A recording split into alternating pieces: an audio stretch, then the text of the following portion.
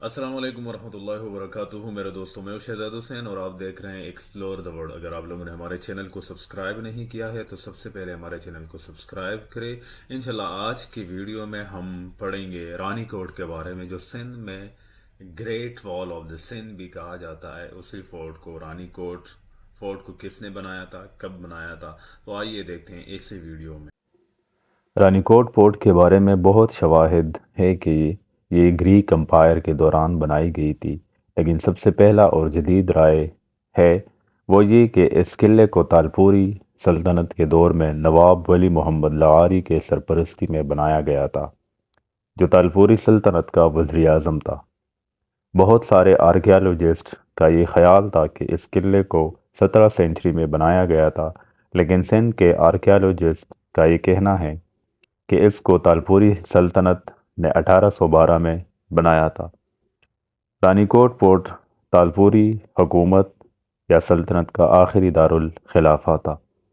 جب تالپوری سلطنت تھی تو انگریزوں نے بار بار اس پر حملے کی کوشش کی تھی، اور اس کے مین گیٹ، جس کو سین گیٹ یا مشرقی دروازہ بھی کہا جاتا ہے، اس میں ریڈیو کاربن کا دھماکہ آزمایا گیا تھا، جس کی وجہ سے فورٹ کے بڑے بڑے پلر گر گئے تھے اور قلعے کی حفاظت جو ہے وہ مشکل بن گئی تھی۔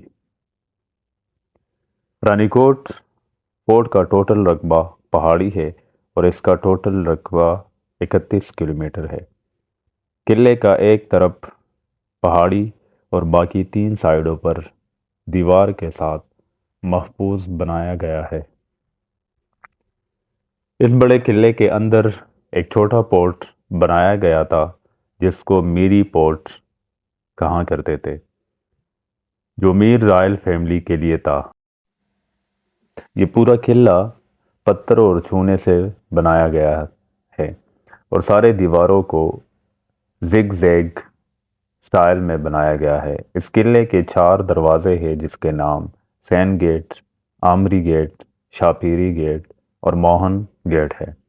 سین گیٹ کے پلر ایسے بنائے گئے ہیں جس پر چڑھ کر پورے علاقے یعنی پورا قلعہ اور اس کے ارد گرد جتنا بھی علاقہ ہے اس کا نظارہ ہو سکتا ہے۔